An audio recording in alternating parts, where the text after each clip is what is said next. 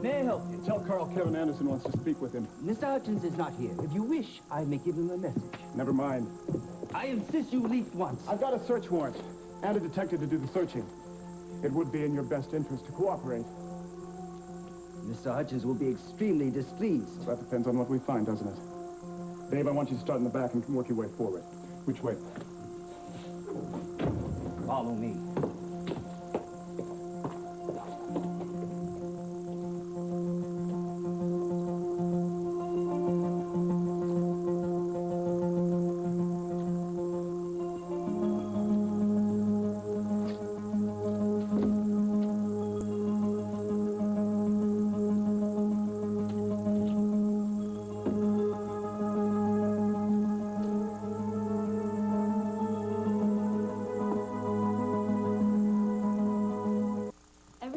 Stringers in the conference room at 12 sharp. Yes, ma'am. I want all the available information we got on Carl Hutchins. Then I want you to call the morgue and tell him to access our microfiche files. How far back? All the way. And then I want, well, every publication that Carl's ever been featured in, and then we'll go over the layout and promotion.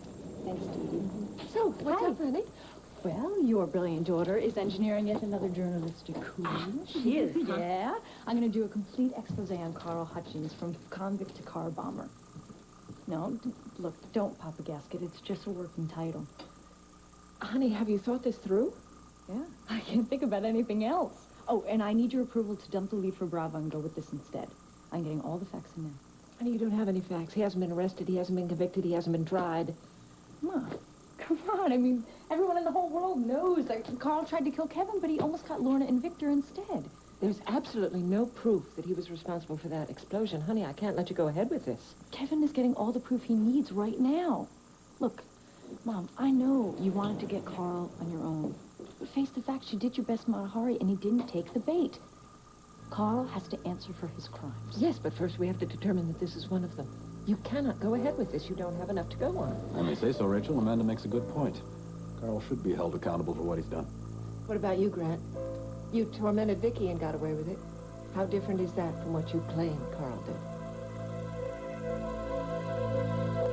The police report that physical evidence found at the site of the destroyed car point to a single person who bears a grudge against Assistant DA Kevin Anderson. Blah, blah, blah. The police promise an arrest very soon. Anderson is currently bucking for the city's chief prosecutor spot. Seems to be gaining support. You see my concern? I tell you, it's genuine. Look, that's standard Billy Cooper stuff. He satisfies the press, but doesn't really say anything at all. Carl, your name isn't even mentioned in this article. No, but please, don't be so naive. Tell me this, then. Why has the man become my permanent shadow? He's breathing down your neck because that's all he can do. If he had the evidence, he would have arrested you, and we'd be having this pleasant family chat through a plexiglass window. Yes, well, that may happen, yes, but that is why I came to you, because you are family. Really? Since when do we have such a wonderful familial relationship that you can stop by at any time and ask me for help? Yeah, yes, I know we've had our rough moments. Moments? Yes, but I mean, for these past few months, Well, who freed you from that jail in Canada so you could go and find Victoria? I did. Who got you the name of her doctor? I did. Who was the one who sealed us up in a cave to die? You did. No, look, that's absurd. All I've ever wanted was your happiness. I offered to help you find Victoria. You accepted that, and dare I say, you were even grateful. I mean, what happened to all of that? Has it vanished into nothing? Can't lose what you never had. Sharper than a serpent's tooth it is to have a thankless child. Look, you can quote Shakespeare all day long if you want, but you can quote me on this right now, Charles. Wait a minute.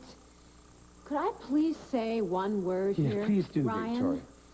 Oh, please, by all means. Thank you. Now, before the two of you completely ruin a wonderful time here together, maybe we ought to compromise. Seems like Carl came a long way here to talk to us. Maybe we ought to listen to what he has to say. She's a very wise woman, Ryan. You know, you're very lucky to even be in her company. Carl, just cannot say what you have to say and stop upsetting Ryan. I didn't upset Ryan. You did He upset Ryan. himself. Start talking. Talk fast. All right. But please, you must listen with an open mind and an open heart, because, well, that's all that can save me. I was wondering when you were going to wake up. How do you feel? How do you feel? Better. Let me see. Is it warm? No. Ian. No talking. You have to be quiet, so I can feel your heartbeat. Have you got any pain anywhere? No, I just feel wiped out. Well, that's to be expected. You had a rough time. Stayed with me the whole time, didn't you? You were just very lucky, that's all. That's all it was, luck.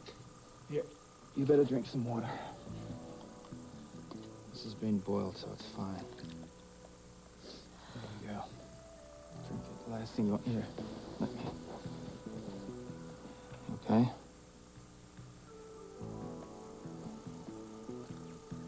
You all right? I'll make some breakfast. No. Ian. I was awake before you were, and you were dreaming. I never remember my dreams, so... Well, you kept repeating the same thing over and over. What was that? My name. Why?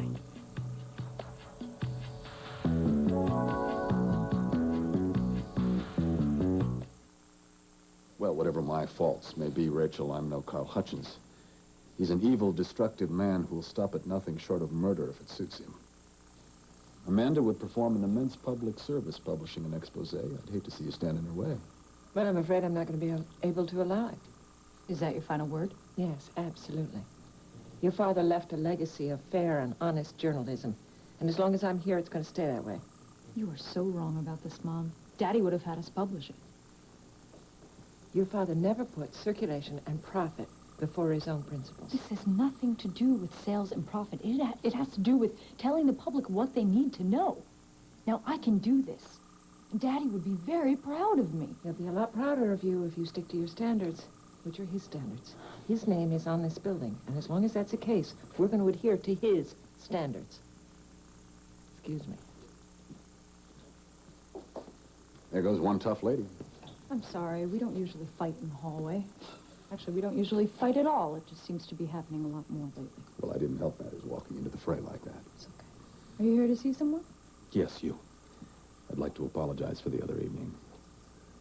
You look very beautiful, and I was feeling empty. Look, Grant, we both know that that kiss was not meant for me. It belonged to Vicky.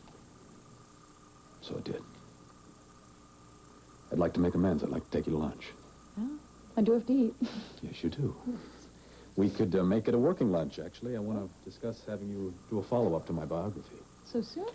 I think I need to deal with the public question, is there life after Victoria Harrison? You know there is, so... Good. We'll use lunch to prepare an outline. I'd also like you to write a press release deflecting the media from my current situation. I don't have to elaborate. You know the direction I'm headed. Yeah, I know where you're headed with this. To lunch. Alone. I beg your pardon. I don't understand. What do you mean? You tell me that I'm a good friend, and then all of a sudden I'm working for you? Yeah, you bet there's something wrong. Amanda, you've misunderstood. No, Grant, you've misunderstood. You are not my boss. And if I wanted to work for you, I would have taken that job as a speechwriter. But I don't take orders from anybody. Not even you, Senator.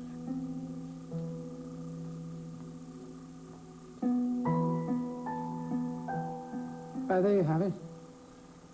I am the hunted, and I've done nothing wrong. Kevin Anderson probably thinks that your past track record speaks for itself. Innocent until proven guilty, Ryan. The law must disregard my past lapses and deal only with the current facts. Carl. No, just wait a minute. I think Carl has some really good points. Why would he want to ruin a perfectly good career as a slick crook in business just to bomb Kevin Anderson's car? I mean... Exactly. I mean, I would have expressed it somewhat differently. But who amongst us leads an exemplary life? I mean, look, Victoria, your transgressions could fill up volumes. Oh, watch it. And as for you, oh righteous one, your sins are even worse.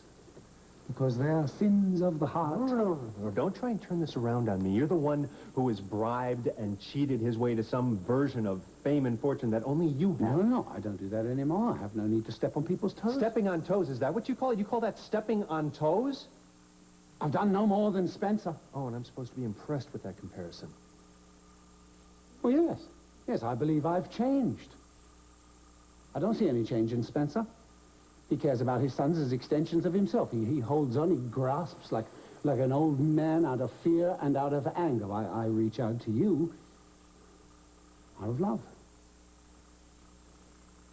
The question is will you hear me? And then, will you answer? Do you want an answer, Carl? Do you want a rational, just answer that will solve everyone's problems, yours, mine, everyone in Bay Cities? An answer that'll even put this joyous little family at peace? Yes, I do. Yes, what is it? Die.